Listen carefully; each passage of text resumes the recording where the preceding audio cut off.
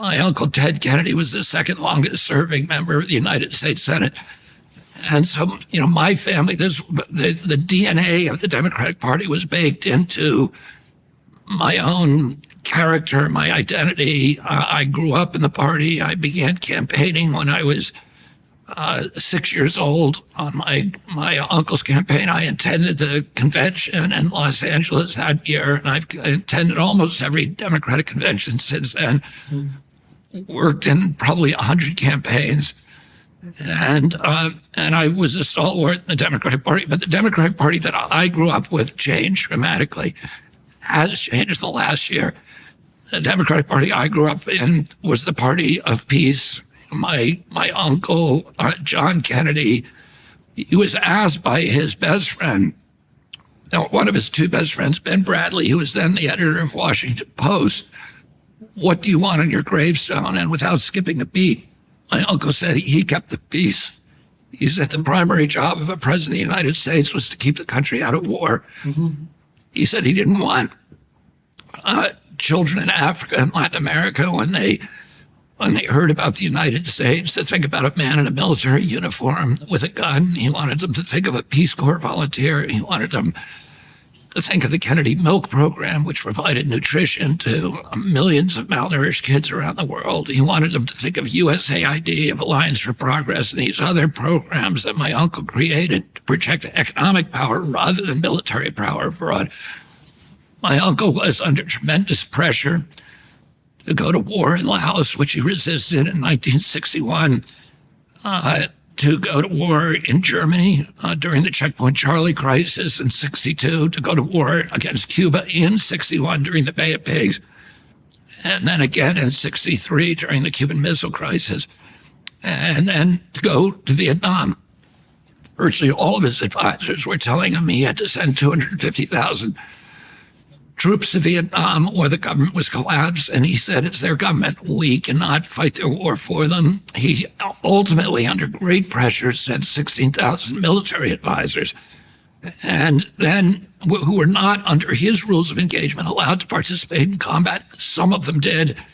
In October of 1963, he learned that a Green Beret had been killed in Vietnam. And he turned to his aide, Walt Rostow, and he said, I want the casualties, a complete list of casualties, of U.S. casualties. Rostow came back to him an hour later and there were 76 Americans that died at that point. My uncle said it's too many. And that afternoon, this October 22nd, 1963, he signed National Security Order 263, ordering all military personnel, U.S. military personnel, out of Vietnam by 1965, with the first 1,000 coming home by December. So that would have been 6 weeks later. And then he was killed 30 days to the date after he signed that order. And a week after that, President Johnson, his successor, remanded National Security Order 263. Johnson then sent 265,000 Americans to Vietnam. It became our war. My father ran against that war in 1968, and he also was killed in that process. And then Nixon took over and sent 560,000 Americans to Vietnam. We killed 1 million of them, maybe 2 million. They killed 56,000 of our children, including my cousin George Skakel, who died in the Tet Offensive.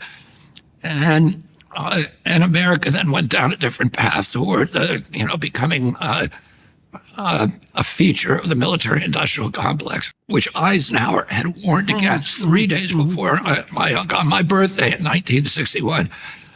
3 days before my uncle took the oath of office, Eisenhower made that warning, and my uncle spent 3,000 days of his presidency keeping us out of war and keeping the military-industrial complex at bay. This was one of the defining features of the Democratic Party. We were the party that was against war. The Republicans were the pro-war party. We were the party that was for civil rights, including constitutional rights, and particularly freedom of speech, which is the backstop for all the other rights of the United States Constitution. A country that has the capacity to censor its critics as the license for every kind of atrocity. My father understood that. My uncle understood that. That was the bedrock assumption of the Democratic Party, that free speech was, if any constrictions on free speech was the first step down the slippery slope of totalitarianism. Is it fair to say then that you found the Democrats, and at the present time, you've alluded to peace, and under Trump, they're now the party of war. They're now, they're about to get us into a war with Russia. So we could start by talking about depression. Depressed people are sad and frustrated and disappointed. They tend to feel all negative emotions simultaneously in a manner that's paralyzing. Depression is fundamentally a biochemical disorder. One of the things I tried to determine as a good behaviorist was whether the person who was suffering because they were ill in the strictly physiological sense, or whether they were suffering from the cumulative micro and macro catastrophes of life. The probability that tossing an antidepressant into the mix is all of a sudden going to fix your life that are absolutely catastrophically out of order is zero. The more unstable your life is, the less serotonin your brain produces, and that makes you hypersensitive to negative emotion and suppresses positive emotion.